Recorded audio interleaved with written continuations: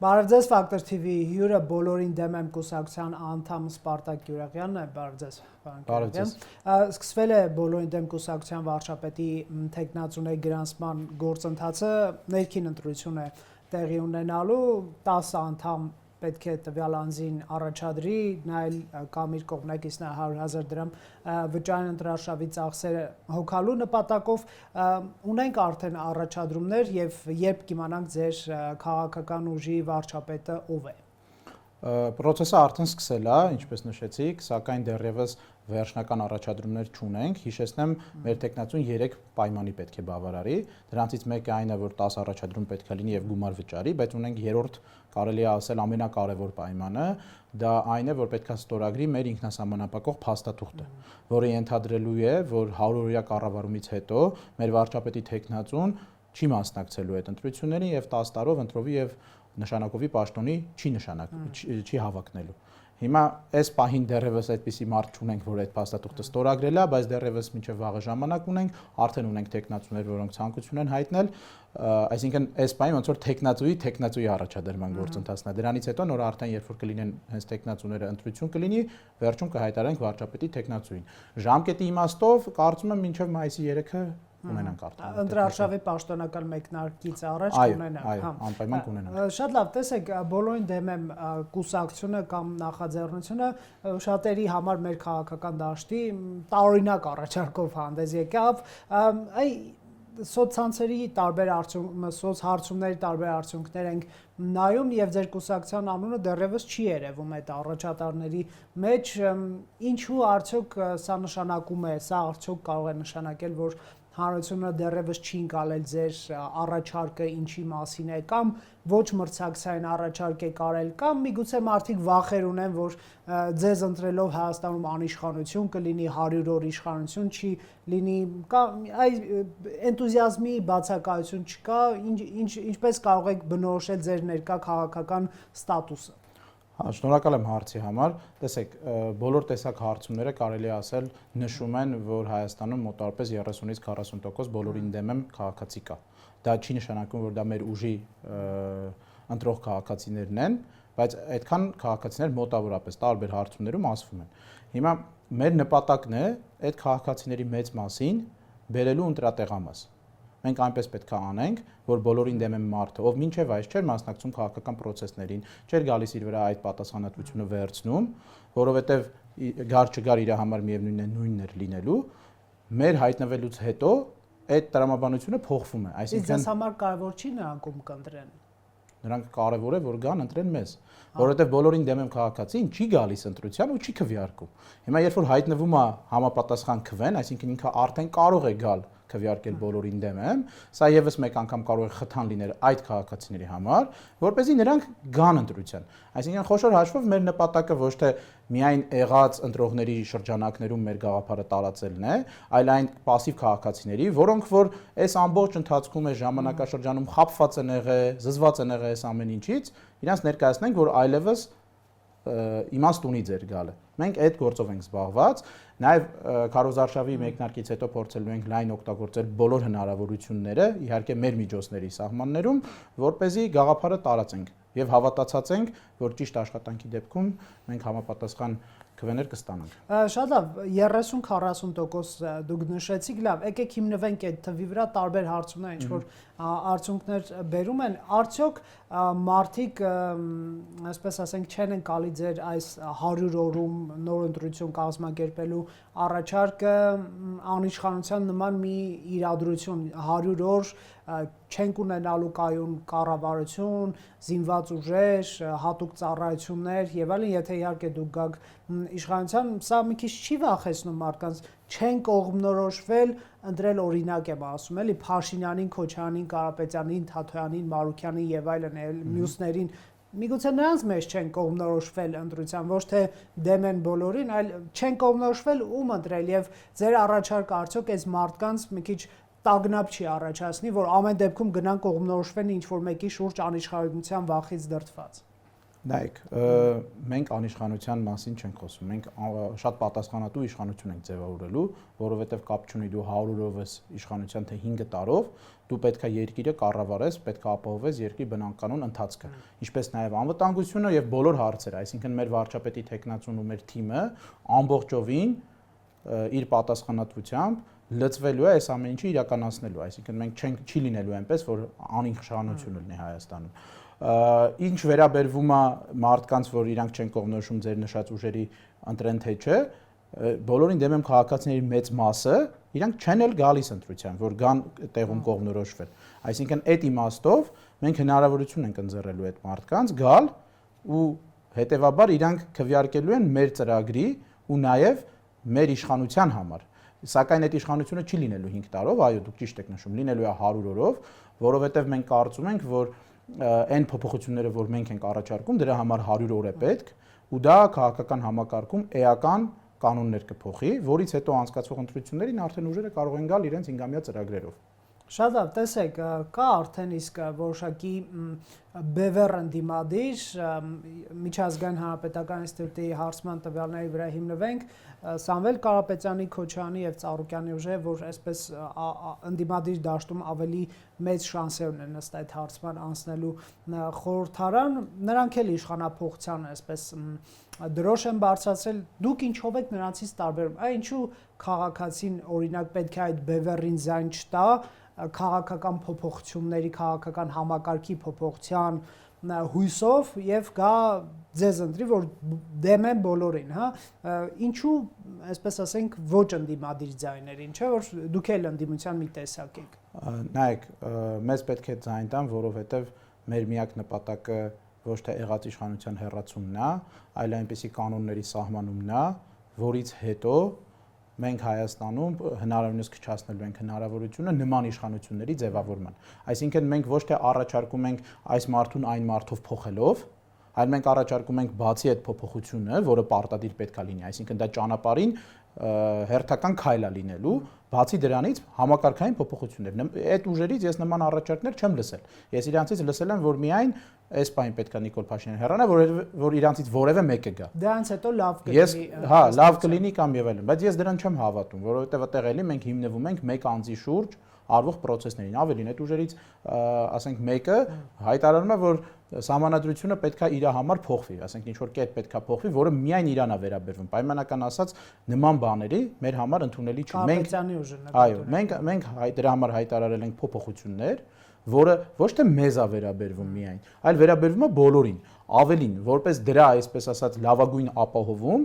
մենք անելու ենք այն, որ մեր վարչապետի տեխնացուն այդ արտահերթություններին չի մասնակցելու, այսինքն մեր վարչապետի տեխնացուն, որը տվյալ ժամանակ մեծ կարար ժողովրդականություն վայելի, ինքը չի մասնակցելու, որպեսզի ոչ էйֆորիկ ձայներ ստանանք, ոչ էլ այնպես լինի, որ մեր փոխած համակարգը եկանք ու մենք այսպես ասած նստեցինք դրա վրա։ Բայց նրանք ինչու չեն կարող փոխել քաղաքական համակարգը։ Այ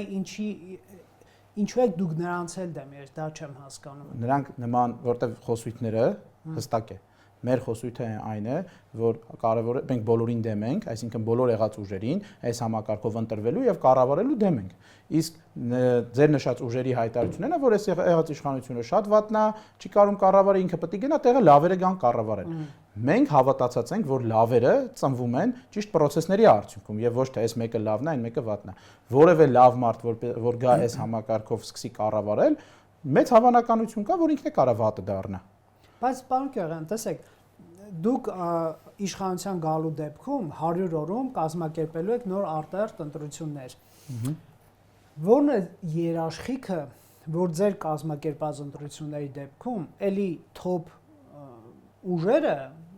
իշխանության գալու մեծ հավակնություն ունեցող չեն լինելու Փաշինյանը, Կարապետյանը, Քոչարյանը, Ծառուկյանը, չէ՞ որ ֆինանսական, մեդիա, հազար ու մի այլ ռեսուրսներ էլի նրանց ձեռքում են, թե դուք այդ 100 օրում նրանց ունեզրկելու եք, բոլոր մեդիաները փակելու եք, այդ չէ որ նրանք են էլի տիրապետելու ռեսուրսներ, այդ ինչ բան փոխում եք անելու, որ նրանց ընտրվելու շանսերը ցածր լինեն։ Երեք բան կարամ նշեմ ու դրանք ոչ մեկ ուղղված չեն հենց նրանց ընտրվելու շանսերի քչացմանը, այլ նրանք ուղղված են ավելի ժողովրդավար ընտրություններ կազմակերպելու։ որի մեջ գուցե դուք կգտնեք ինչ-որ բաներ, որոնք հենց ձեր ասացին վերաբերվում են։ Առաջի բանը այն է, երբ որ մենք ենք գալիս իշխանության, Հայաստանում քաղաքական իրողություն է փոխվելու։ Ստացվելու է այնպես, որ տարբեր մարդկանցից կազմված քաղաքական մի ուժ եկավ ու իր մոտ ստացվեց փոփոխություն անելու։ Դրանից ծնվելու են ժողովրդի մոտ տարբեր ժողովրդականություն վայելող քաղաքական գործիչներ կամ եղածները իրենց եղած այսպես ասած բաները ավելացնելու են։ Սա մի բան, որ էական փոփոխություն է։ Երկրորդ բանը, որ լինելու է, մենք ընտրությունները կազմակերպելու ենք ու հետևելու ենք, որ այդ ընտրությունները կազմակերպվեն եղած խաղի արդար կանոններով։ Որտեղ տեսեք, այսօր կանոնները արդար չեն։ Ասենք, չգիտեմ, վարչական ուժ տիրապետող իշխանությունը պայմանական անցկացնում է համերգ, որին ինչ-որ բանկ լինում է հովանավոր, ասենք, դա չի համարվում որպես նախընտրական քարոզչության բյուջեի ծախս, հա, ու իդեպ նրանք հեսա էլի մի երկու հատ էլի կազմակերպում են տարբեր ուրիշ հովանավորներով, այսինքն ինքը ձև է գտել, ոնց կարա իր քարոզչությունը տեղավորի այս process-ների մեջ։ Հետո արդեն այդ կազմակերպելու, ընտրության կազմակերպելու պատասխանատվությունը մեր ուժինն է լինելու։ Մենք բայց իրենք էլի համերգ կանեն, հիմա չէ, այդտեղ մենք կարողանալու ենք, մենք այդ ժամանակ կարողանալու ենք կարգավորումներ մտցնել համապատասխան, որ եղած կանոններով խաղանք։ Այստեղ խնդիրը նաև կայանում է նրանում, որ իմ տեսած ընդդիմության շատ ուժերն էլ են իրանք այդ կանոնները խախտելով մասնակցում ընտրություններին։ Այսինքն խոշոր հաշվով այդ կանոնները մեր նման ուժերի համար են։ Ու մեր մոտ երբ որ այս 30-35 տարում եղել են իշխանափոխություններ որոշ տեսակի, ամեն նոր եկած իշխանությունը այդ կանոններին հարմարվել է։ Այսինքն դուք ստեղծելու եք փոքր ուժերին առաջ մղող կանոններ, ճիշտ է՞։ Ոչ, մենք եղած կանոնները ուղղակի պահելու ենք։ Այստեղ խնդիրը այն չի, որ փոքր ուժերին պետք է առաջ մղել։ Այստեղ խնդիրը այն է, որ եղած կանոնները չի պահպանվում։ Չգիտենք, այդ կանոնները գրված է, այդ կանոնները մեր համար է։ Այդ կանոնները պայմանական իշխանության համար չի, շատ գումար ունեցող ընդդիմության համար չի։ Այդ կանոնները մեր տեսակ ուժերի համար է։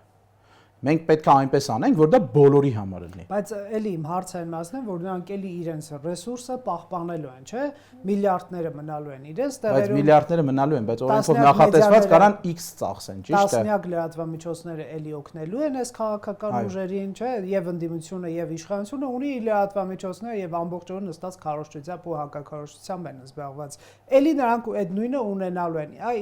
էլի լավ արդար պայմաններով լինեն, բայց չէ որ էլի քաղաքականության մեջ մնալու է կապիտալը, խոշոր կապիտալը, շատ դեպքերում ապօրինի կապիտալը։ Դուք ինչ եք անելու դրա հետ, այդ գործոնի հետ։ Մենք 100 օրվա ընթացքում ոչ այդ կապիտալին ենք կպնելու, ոչ էլ մնացած հարցեր։ Մենք կպնելու ենք նրան, որ ընտրության այդ կապիտալն է էլի մրցելու։ Չէ, բայց կապիտալը այսպես է, պայմանական եթե դու ունես 5 միլիարդ կապիտալ, բայց ընտրություններին կարող ես ծախսել, չգիտեմ, 500 միլիոն դրամը դրանից ու այդ 500 միլիոն դրամը իմ համար էլ է, քո համար էլ է սահմանված։ Դա ինչ որ առումով հավասար պայման է։ Բայց երբ որ դու ունես 5 միլիարդ, այդ 500 միլիոն սահմանը իմ համար է, իսկ քո համար չի, դու 5 միլիարդ ես ծախսում։ Դա որ կանոնի խախտումը։ Մենք հիմա այնպես ենք անելու, որ ձեր նշած ուժերը, որոնք եթե իրանց այս ընտրարշավների վրա այդ միլիարդները չծախսեին կամ վարչական ռեսուրսը չօգտագործեին, մեր նման ուժերը կամ ավելի բան ուժերը իրանք ավելի շատ էին երևալու հետևաբար։ Այսինքն մենք պետք է այնպես կազմակերպենք, որ այդ իրողությունները փոխվեն։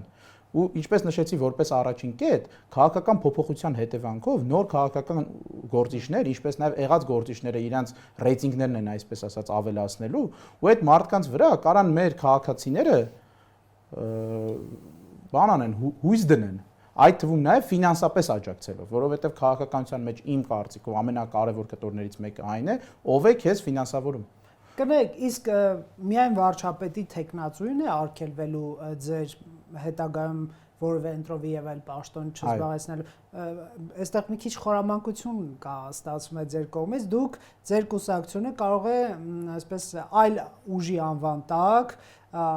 ունենալով իշխանություն դե յուրե, դե ֆակտո արդեն հաղթել եք, ընտրություն եք կազմակերպում, այդ տվյալ անձին տալիս եք ընտրություն կազմակերպելու լծակները, դուք գնում եք այլ կուսակցություն եք ստեղծում, գալիս եք, մասնակցում եք ընտրություններին, ունենալով ձեր թիմակցին որպես ընտրություն կազմակերպող, չեն կազմակերպում ԿՊԱ-ականները, կազմակերպում եք դուք դե յուրե, հա, սա այսպես խաղի կանոնները ձեր օգտին փոխելու փորձ չի ստացվում է։ Նայեք, Ինչ երաշխիք, որ այդ վարչապետը ձեր օգտին քայլեր չի մարմնում, այսինքն այն հիմնական մարմինը, որ պատասխանատու է լինելու այդ process-ների համար, այդ մարմնում գտնվող մարդիկ եւս այդ ընտրություններին չեն մասնակցելու, պայմանական եթե մեր կողմից նշանակվի ինչ-որ նախարար, ասենք, չգիտեմ, ՆԳՆ նախարարը ինքը չի մասնակցելու ընտրություններին որպես տեխնացու, ինքը իր գործին է լինելու։ Ինչ վերաբերում է մնացած մարդկանց մեր մոտ, իրանք ազատ են գնալու իրանք քաղաքական բաները ձևավորելու։ Այստեղ հարցը հետեւյալն է. ունենալու եք ընտրություն կազմակերպող սեփական վարչապետին։ Որ ասում եք սեփական, հենց այդտեղ է կայանում մեր ու շատ ուրիշ ուժերի տարբերությունը։ Մենք ինչ որ մի հատ գաղափարի շուրջ համախմբված մարդկանց խումբ ենք, ընդհանրապես մի հատ, այսինքն լայն իմաստով, քաղաքական գաղափարախոսության իմաստով մենք իրար հետ կարող է որոշակի ունենք հաստատ որոշակի տարաձայնություններ, այսինքն այստեղ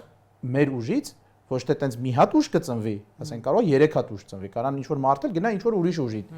բան լինի, այսինքն մեր վարչապետի տեխնացուն ինչ որ մեկի համար չի աշխատելու։ Այ ինչ երաշխիք կա։ Չէ՞ որ դուք թիմակից եք, նա ձեր վարչապետի տեխնացուն, ոնց որ ԿՊԱ-ականներն ասեն Փաշինյանը կկազմակերպի ընտրություն, բայց ԿՊ-ի օգտին ոչինչ չի անի։ Ես որպես կողքից դիտող մարդ կներեք, բայց այդպես է, ինչքան է ձեր բարի ցանկությունները լինեն եւ այլն, ես իրավունք ունեմ կասկածել բոլոր քաղաքական գործիչների բարի նպատակներն, այդ թվում ձեր, այդ թվում Քոչարյանի, Փաշինյանի եւ մյուսների։ Ինչ երաշխիք, որ ձեր տեխնացուն ձեր օգտին չի ծառայեցնելու ԱԱԾ-ն, ոստիկանությունը եւ այլ մարմիններ։ Որովհետեւ մեր տեխնացուն մի հատ նպատակով է գալիս, ինքը մեր տեխնացուն չի այն իմաստով, որ առավոտից իրիկուն մեր համար գործ անելու է, ինքը այդ մարդը չի լինելու, ու ինքը այդ մարդը չի։ Մենք չունենք այտենց որևէ Բայց ինչ երաշխիք բան կա։ Երաշխիքը հետեւյալն է, մենք այդ մարդը քաղաքական ճանապարհի կարևոր դրվագում է լինելու ու իմաստը որն է ինչ որ մեկի հետ անի ու հետո ոնց որ բան իր ամբողջ քաղաքական կարիերան դնի հարցականի տակ։ Նման բանի հարց չունենք մենք, ավելին ասեմ։ Իմաստը այն է, որ իր թիմը գա իշխանության այլ անվան տակ, դուք այսինքն։ Հա, որ ասում եք դուք այդ դուքի բանը չկա, խնդիրը նրանում է, որ ուրիշ ուժերի մոտ այդ կա դուքը, բայց մեր դեպքում բոլորին դեմը չի լինելու։ Հիմա երբ որ դուք համեմատում եք, հա, երբ որ համեմատում եք, ասենք, պայմանական քաղաքացիական պայմանագրի հետ, չի բռնում համեմատությունը այն իմաստով, որ բոլորին դեմ եմ ուժը ինքնա լուծարվելու է, այսինքն նման ուժ չկա։ Ում համար պետք է աշխատի։ Դուք որպես գործիչներ մնալու եք խաղի մեջ։ Այ ինչու՞ չեք պարտավորվում, որ դուք էլ այդ օրվանից սկսած որևէ քաղաքական process-ի չեք մասնակցում։ Մենք բոլորս նկատում ենք։ Դե նայեք, սա քաղաքականություն է, ասենք, նպատակը այստեղ չէր կայանում, որ Հայաստանում պայմանական 100 հոգու կամ 200 հոգու զրկենք քաղաքականությունից զբաղվելու իրավունքից։ Ասենք նման բան ինձ թվում է որ անեինք, էդ էլ իր հետևից իր հազար ու մի հարցերը կառաջացներ ու դա ես չեմ կարծում որ ճիշտ բան է։ Այսինքն մենք գտել ենք ճանապարհ, որ այս ճանապարհով կարանք փոփոխություն իրականացնենք, մենք դրան հավատում ենք, մինչև հիմա բաց ու թափանցիկ եք եղել, այդ բոլորը տեսել են, այդ թվում նաև դուք ձեր հարցերից զգացվեց որ լավ հետևել եք ու տեսնում եք այդ թափանցիկությունը, մենք դրա խնդիրը չունենք, այսինքն ոնց որ մեր քաղաքացիները մինչև հիմա են մեզ տեսել, դրանից հետո էլ նույն ձև տեսնելու են։ Չգիտեմ, ես չգիտեմ, ձեզ կվստահեն, թե ինչու պետք է ձեզ վստահեն, այն գիտեք հարցս, եկեք ես կասկածը գիտեք, որտեղ դնում, որ ընդդիմությունն ուզում է ինքը լինի ընտրություն կազմակերպողը, չէ, իրենք պարբերաբար վարչապետի տեխնացուներն ունեն, Վազգեն Մանուկյան, Իշխան Սահաթելյան, Ռոբերտ Քոչարյան եւ Բագրատ Գալստյանյան եւ մյուսները, հա, ասում են տվեք մեզ իշխանությունը, մենք կազմակերպենք արդար ընտրություններ, լավ կլինի դրանից հետո Փաշինյանը 21-ին հրաժարական տվեց, բայց ինքը կազմակերպեց ընտրությունը, ասեց ես հրաժարական եմ տվել, բայց ես կկազմակերպեմ, ընտրվեց,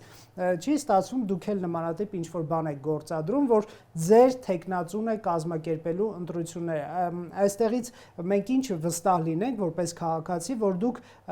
արդար եք գտնվել, որ պետական ռեսուրսները այս բոլորին դեմ եմ կուսակցությունից դուրս եկած անձանց օգտին չեն գործադրվել դուք էլ խոստանայիք որ չեք մասնակցելու որևէ ընտրությունների հեռանալու եք քաղաքականությունից եւ թույլ եք տալու որ ժողովուրդը ժողովրդավարական ընտրություն անի։ Այո, առավել վստահելի ձև, քան որ մեր վարչապետը չի լինելու, այդ ձեր նշած դեպքում Նիկոլ Փաշինյանը իր կազմակերպած ընտրություններին մասնակցեց։ Եվ հաղթեց, այո։ Եվ հաղթեց։ Առավել լավ ձև, որ վարչապետի տեխնացուն չի մասնակցելու, ինչպես նաև կառավարության անդամները եւս չեն մասնակցելու այդ ընտրություններին, չկա։ Չէ, բայց դուք կառավարության անդամ կարող եք նշանակել ոչ ձեզ, այլ այսպես չվիրավորեմ, հանկարծ ասեմ երկրորդային դեր ունեցող գործիչներ, բայց այնպիսի գործիչներ, որոնք չեն էլ ուզում քաղաքականության մեջ լինեն։ Սա ձեզ համար ինչ-որ նոր դուռ բացելու հնարավորություն չի, մի քիչ անհավասար դիրքավորում ընտրել այլ քաղաքական ուժերի նկատմամբ։ Գործում եք ինչ-որ պայմանական մաքուր ջրի մեջ կեղտ գտնել։ Չէ, ես հարց եմ տալիս, ասեմ ինչի, որովհետև Ես սիրում եմ կասկածել բոլոր լավ եք անում, որ սիրում եք, բայց տվյալ դեպքում ինձ թվում է այդ է իրավիճակը։ Ինչու՞, որովհետև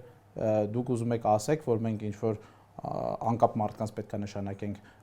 բաների, պաշտոնների, իսկ մենք ի սկզբանե նշեցի, որ մենք շատ պատասխանատվությամբ ենք մոտենում ու այդ մեր դուք էլ գնաք քաղաքական թիմ ստեղծեք, գաք ձեր վարչապետի կառավարության անդամները պատասխանատու ձևով իրենց գործն են անելու։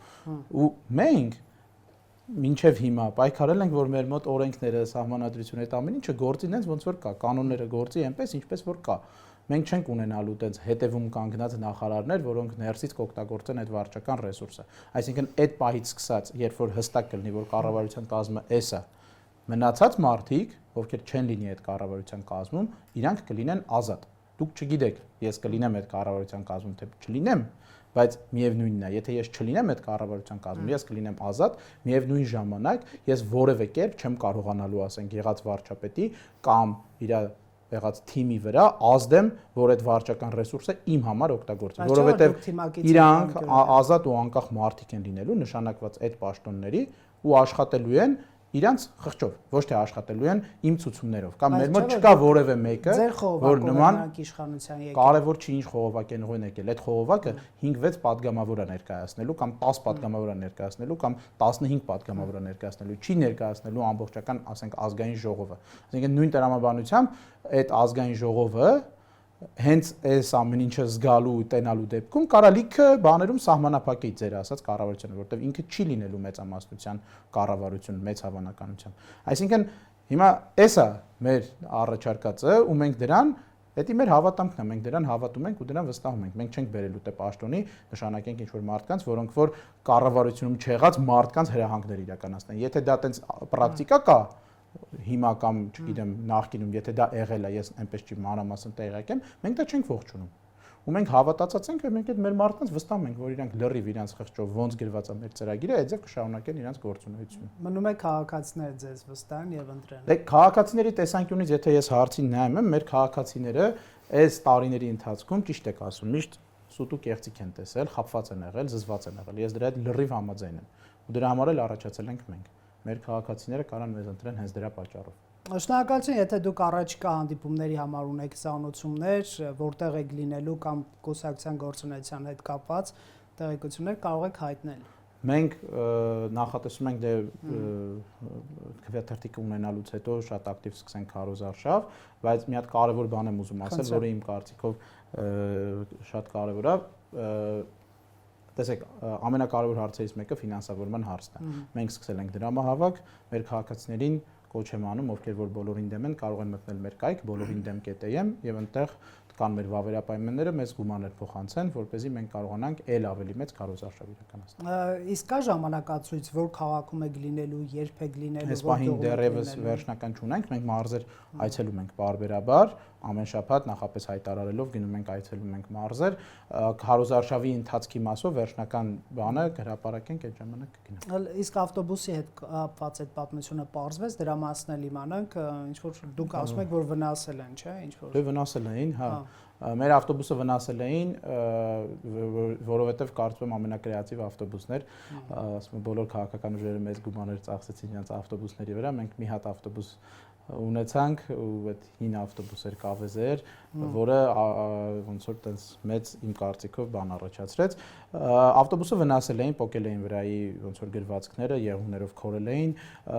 Մենք իսկ ինչ էր գրված։ Գրած էր բոլորին դեմ եմ ու մեր բաներն էր կպցրած։ Ես կարծում եմ, չունեմ այդպես վերջնական համոզմունք, բայց դա քաղաքապետարանի կողմից է արված եղել, որովհետև տեղում եղել են մարդիկ, ում որ մոտեցել են, հարցրել են ով եք, ասել են, որ քաղաքապետարանն է ներկայացնում ու պոկել են, որևէ պաշտոնական պարզաբանում այդ մասով չունենք, նաև ճշտել ենք իրավաբանների հետ, եթե սրանց սկսենք ընթացք տալ, որպես իրեղեն ապացույց կարող է մեր ավտոբուսը տանեն, իսկ դա մեր համար քաղաքի ամենաթանկանոց գովազդն է։ Մենք վերականգնել ենք։ Տանե ձեր ավտոբուսը։ Մենք դրա համար զուտ քաղաքական իմաստով կարամ իմ բողոք հայտնեմ, որովհետև կարծում եմ ու ինչքանով որ ճշտել եմ, սա առաջին ֆիզիկական ներգործությունն է որևէ քաղաքական ուժի գույքի վրա, այսինքն որ եկել են գույքը փչացրել են։ Իսկ չհայտնաբերվեցին ովքեր տեսախցիկները հիմա։ Դե տեսախցիկները քաղաքապետարանի տեսախցիկներն են։ Չեն տվել։ Չենք դիմել։ Ու դիմելու ասում եմ, չդիմելու պատճառը այն է, որ դա մեր համար, այսինքն այնտեղ կարող է օրը 10000 մարդ պայմանական կամ 5000 մարդ տենում է մեր գովազդը, որը մեր համար այսօր ավելի կարևոր հարց լուծող մի բան է, քան գնալ բանի։ Իսկ ձեր ավտոբուսը խցանումներ չի առաջացնում։ Քաղաքում տարբեր քաղաքական ուժերի ավտոբուսներ են պտտվում եւ խցանումներ են առաջացնում, չգիտեմ դա ինչ էֆեկտ է տալիս, օգուտ թե վնաս, ձերը ստատիկ կանգնած է, ես Այո, ճիշտ մեր ավտոբուսը մենք միայն գիշերով ենք քշում, որ խցանումներ չառաջացնենք, մեր քաղաքացիների ազատ տեղաշարժը փորձում ենք հնարավորինս մենք չխաթարենք, ու ինքը հիմա կարմիր գծերում կանգնած է, վճարումն էլ արված է։ Շնորհակալություն զրույցի համար։ Կհետևենք Factor TV-ում հյուրընկալել ենք Սպարտակ Գյուրեղյանին։